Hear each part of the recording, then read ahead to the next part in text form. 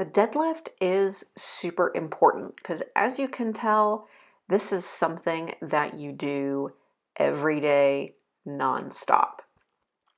Now, the difference between the squat and the deadlift, for the most part, visually, the deadlift, you are starting from the bottom position.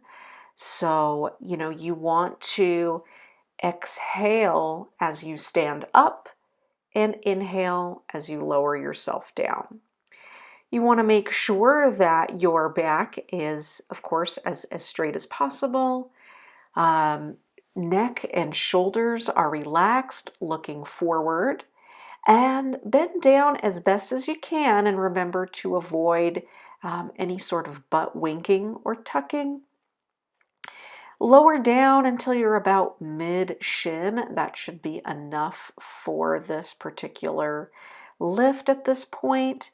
Making sure that the toes are pointed forwards or even a little bit outward if you need some help with balance.